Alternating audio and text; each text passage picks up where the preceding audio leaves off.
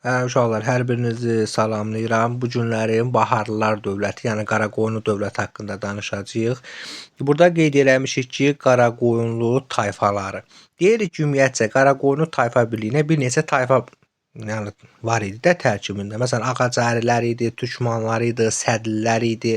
Bunların da ən böyüyü elə Baharlılar tayfası olmuşdu ki, onlar həm dövlətin yaranmasında, həm də tayfa birliyinin yaranmasında aparıcı rola malik idilər. Bundan başqa biz deyirik ki, nədir? Artıq bu Böyük Səlcuq İmperatorluğu dağılandan sonra bu Səlcuq türkləri elə bir öz siyasi mərkəzlərini itirdilər. Ondan sonra nə olur? Monqolların yürüşü baş verir və bunlar qərbə doğru, yəni Anadoluya doğru köç edirlər. Monqol dövləti zəifləyəndən sonra, eyni zamanda Teymurilər dövləti zəifləyəndən sonra bunlar yenidən siyasi meydana çıxırlar. Məsələn, yazmışıq Bayram Xoca. Bayram Xoca kim idi? Deyir ki, Bayram Xoca 1375-1380-cı illərdə hakimiyyətdə olubdu. Nə iş görürdü? Heç nə, Van göl ətrafında eyni zamanda Ərçişdə yaşayan o Baharlı tayfalarına rəhbərlik eləyirdi. Və eyni zamanda bu Qaraqoyunlu bəyliyini yaratmışdı. Bayram Xoca. Mərkəzi haraydı? Van şəhəri idi. Bundan başqa öz hakimiyyətini Ərzincana, Sivasa, Şərqi Anadoluya da yaymışdı. Bundan sonra gəlir Qara Yusifin atası Qara Məhəmməd. 1380-1389-cu illərdə hakimiyyətdə olubdu. Deyir ya, artıq Qara Məhəmməd Qaraqoyunlu feodal hakimliyini yaratdı. Mərkəzi Van şəhəri idi. Bundan başqa Qaraqoyunlu dövlətini, ya daha doğrusu Qaraqoyunlu bəyliyini möhkəmləndirməkdən ötürü Sultan Əhməd var idi, Cəlalirli hökmdarı. Ondan qohumluq əlaqələri yaratmışdı. Aydın oldu mu? Sonra danışaq Qara Yusif haqqında. Qara Yusifin hakimiyyəti birlikdə iki hissəyə bölünür. 1389-dan 1410-a qədər feodal hakimliyinin başçısı olur. 1410-dan 1420-ci ilə qədər də Qaraqoyunlu dövlətinin başçısı olur.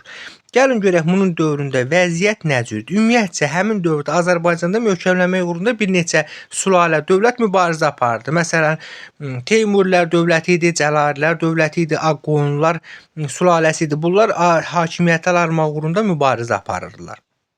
Dedik, nədir Qara Yusif? Teymurilərə qarşı Sultan Əhmədlə ittifaq bağladı. Eyni zamanda Qarayoluk Osman bəy var idi, Ağqoyunlu feodal hakimliyinin başçısı. Ona da hətta müttəfiqlik təklifi göndərir, lakin ona sərf eləmirdi. O da Teymurla müttəfiq idi. Bunun o ittifaq təklifini rədd eləmişdi. Bundan başqa Qara Yusif İldırım Bayazidlə də dostluq münasibətləri saxlayırdı. Dedik, nə baş verdi? Teymurilərlə münasibət 1394-cü ildə Əmir Teymur Bağdad şəhərini tutub dağıdanda bunlar qaçır İldırım Bayazidə sığınır. İldırım Bayaziddən də istəyir Əmir Teymur bunları, Əmir Teymura vermir. Nəhayətində Ankara döyüşü baş verir. Ondan sonra bunlar qaçır Misrə sığınır. Misir hakimindən də tələb edir ki, Əmir Teymur, onlar mənim əlimdən qaçıbdı, onları mənə ver, o da əvəzində onları həbs elətdirir. Nə vaxta qədər? Əmir Teymur ölənə qədər, yəni 1405-ci ilə qədər bu ikisi Qara Yusiflə Sultan Əhməd qalırlar harda? Misirdə, zindanda.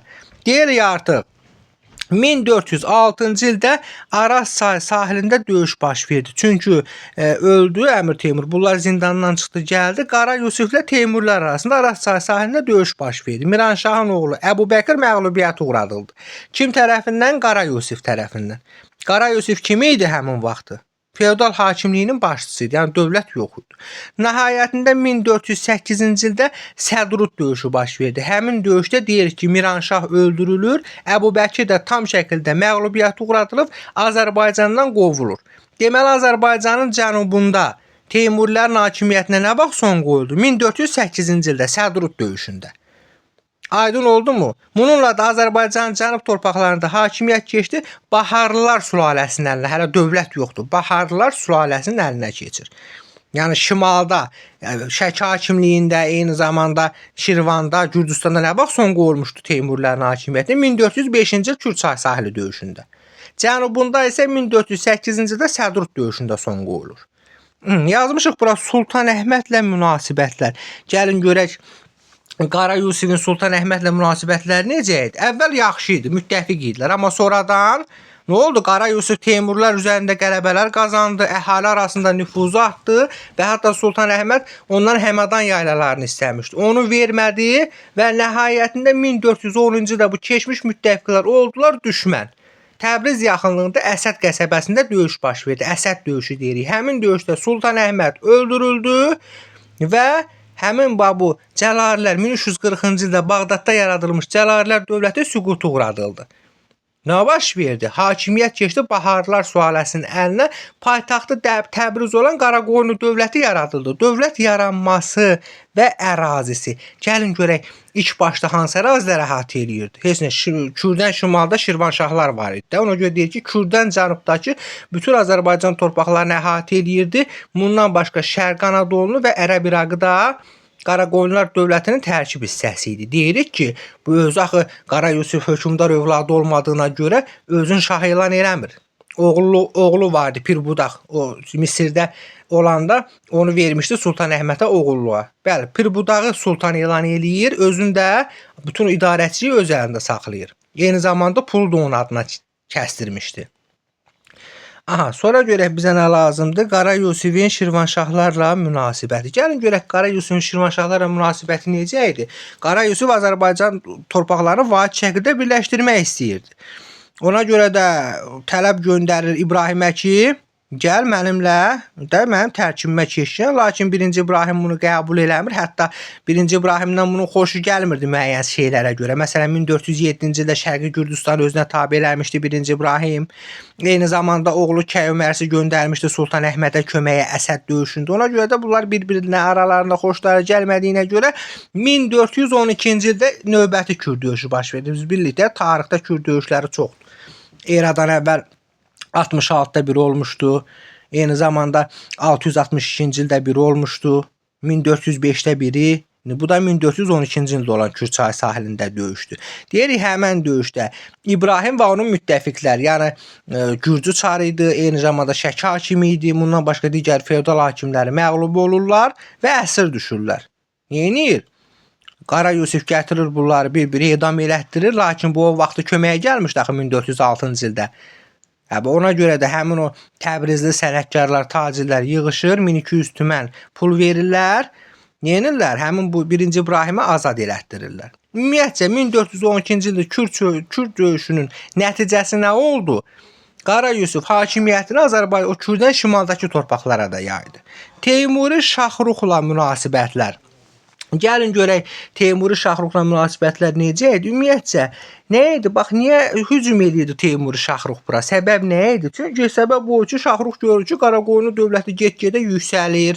Eyni zamanda Qara Yusuf Sultaniyəni, Qəzvini Teymurilərdən almışdı. Bütün Azərbaycan torpaqlarına nəzarət edirdi. Bu artıq Şaxruxu narahat edirdi. Ona görə də Şaxrux bura yürüşlərə başlayır. Düzdür ki, ilk vaxtlar uğur qazana bilmir. Lakin Şaxruxun da Azərbaycanda müttəfiqləri var idi. Kim idi? Məsələn, Şirvanşahlar dövlətinin hökmdarı var idi. 1-ci Xəlullah. Eyni zamanda Qaraqoyunluların rəqibi olan Ağqoyunlu feodal hakimliyi. Onlarla aralarında ittifaq qurmuşlar Qaraqoyunlulara qarşı. Deyir ki, 1420-ci ildə yürüş eləyir. Həmin vaxtı vəziyyət pisləşir, Qara Yusif ölür.